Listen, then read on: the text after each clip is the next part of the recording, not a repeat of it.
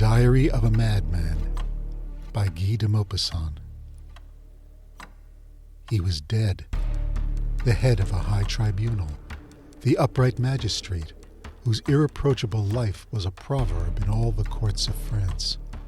Advocates, young counselors, judges had saluted, bowing low in token of profound respect, remembering that grand face, pale and thin, illumined by two bright, deep-set eyes. He had passed his life in pursuing crime and in protecting the weak. Swindlers and murderers had no more redoubtable enemy, for he seemed to read in the recesses of their souls their most secret thoughts. He was dead now, at the age of 82, honored by the homage and followed by the regrets of a whole people. Soldiers in red breeches had escorted him to the tomb, and men in white cravats had shed on his grave tears that seemed to be real. But listen to the strange paper found by the dismayed notary in the desk where the judge had kept filed the records of great criminals.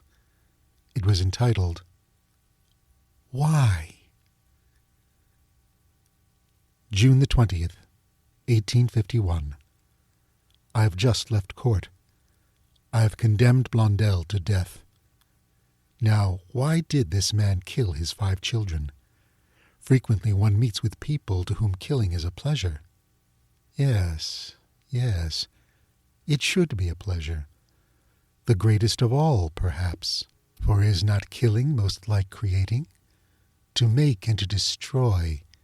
These 2 words contain the history of the universe, the history of all worlds, all that is, all. Why is it not intoxicating to kill?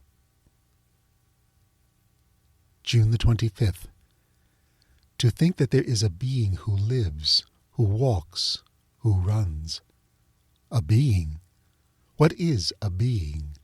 An animated thing which bears in it the principle of motion, and a will ruling that principle. It clings to nothing, this thing. Its feet are independent of the ground.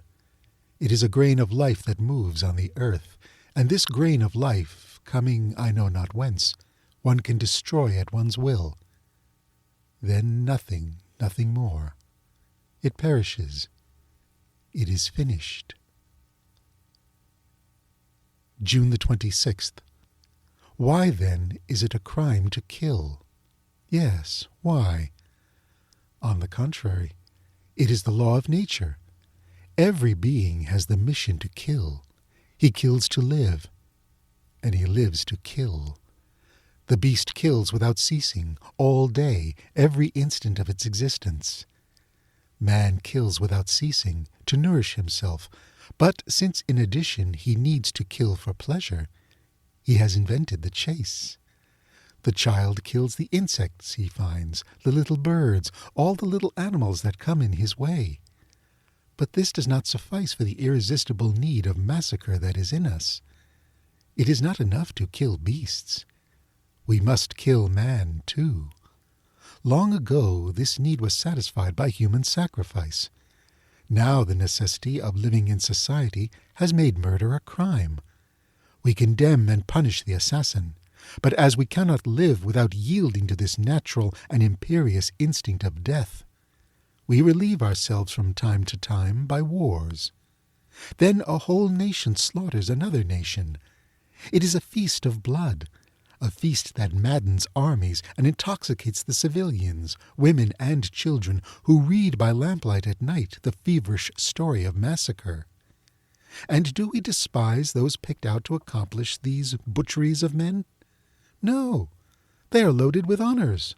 They are clad in gold and in resplendent stuffs. They wear plumes on their heads and ornaments on their breasts, and they are given crosses, rewards, titles of every kind.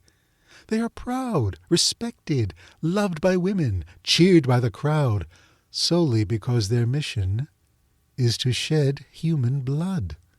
They drag through the streets their instruments of death, and the passer-by, clad in black, looks on with envy. For to kill is the great law put by nature in the heart of existence. There is nothing more beautiful and honorable than killing. June the 30th. To kill is the law, because nature loves eternal youth. She seems to cry in all her unconscious acts, "Quick, quick, quick!" The more she destroys, the more she renews herself. July the 2nd. It must be a pleasure, unique and full of zest, to kill, to place before you a living, thinking being, to make therein a little hole, nothing but a little hole, and to see that red liquid flow, which is the blood, which is the life, and then to have before you only a heap of limp flesh, cold, inert, void of thought. August the 5th.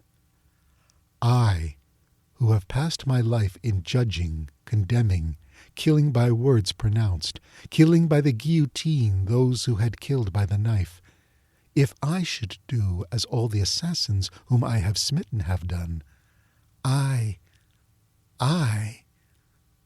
who would know it? August the 10th. Who would ever know? Who would ever suspect me, especially if I should choose a being I had no interest in doing away with? August the 22nd. I could resist no longer. I have killed a little creature as an experiment, as a beginning. Jean, my servant, had a goldfinch in a cage hung in the office window. I sent him on an errand, and I took the little bird in my hand where I felt its heartbeat. It was warm. I went up to my room. From time to time I squeezed it tighter. Its heart beat faster. It was atrocious and delicious. I was nearly choking it, but I could not see the blood. Then I took scissors, short nail scissors, and I cut its throat in 3 strokes, quite gently. It opened its bill. It struggled to escape me, but I held it. Oh, I held it. I could have held a mad dog. And I saw the blood trickle. And then I did as assassins do, real ones. I washed the scissors and washed my hands. I sprinkled water and took the body, the corpse, to the garden to hide it. I buried it under a strawberry plant. It will never be found. Every day I can eat a strawberry from that plant. How one can enjoy life when one knows how. My servant cried. He thought his bird flown. How could he suspect me?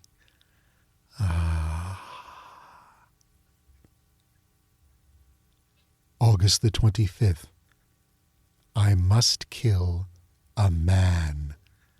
I must. August the 30th.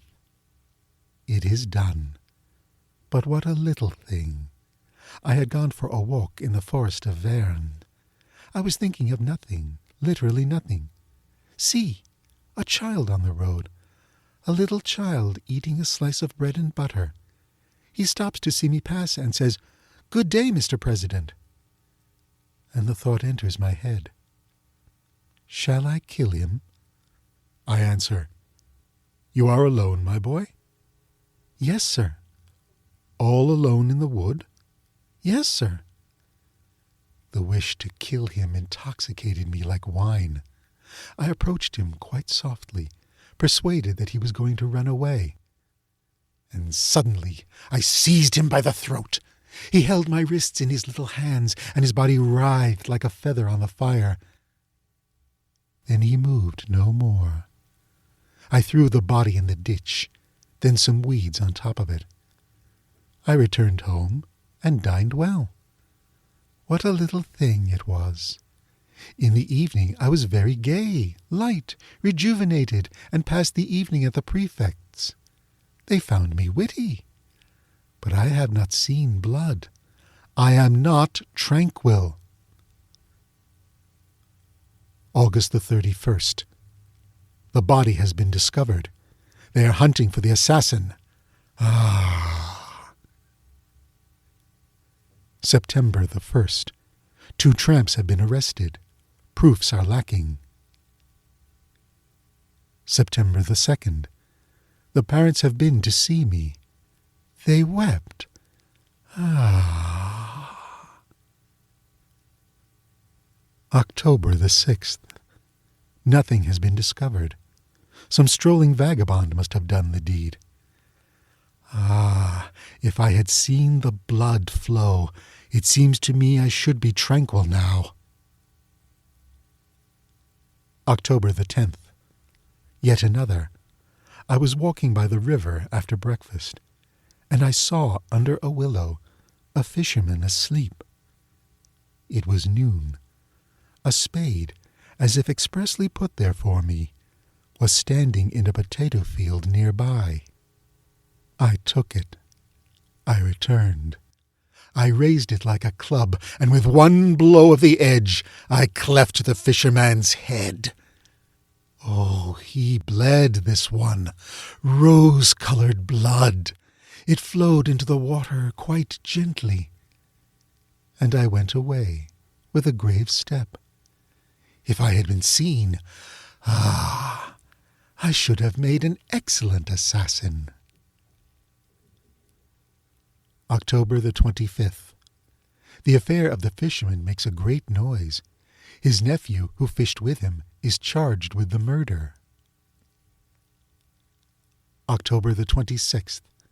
The examining magistrate affirms that the nephew is guilty. Everybody in town believes it.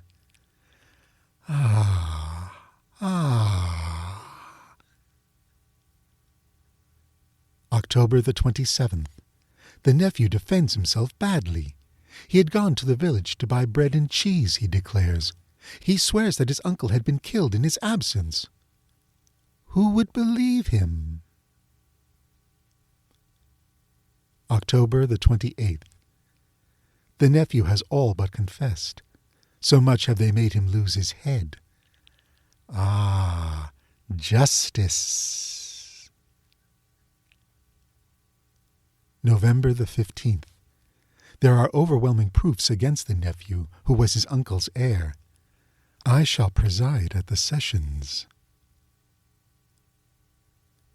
January the 25th, 1852. To death! To death! To death! I have had him condemned to death. The Advocate General spoke like an angel. Ah, yet another. I shall go to see him executed. March the 10th. It is done. They guillotined him this morning. He died very well, very well. That gave me pleasure. How fine it is to see a man's head cut off. Now I shall wait. I can wait. It would take such a little thing to let myself be caught. The manuscript contained more pages, but told of no new crime. Alienist physicians, to whom the awful story has been submitted, declared that there are in the world many unknown madmen, as adroit and as terrible as this monstrous lunatic. End of The Diary of a Madman by Guy de Maupassant. Read by Tony Scheinman.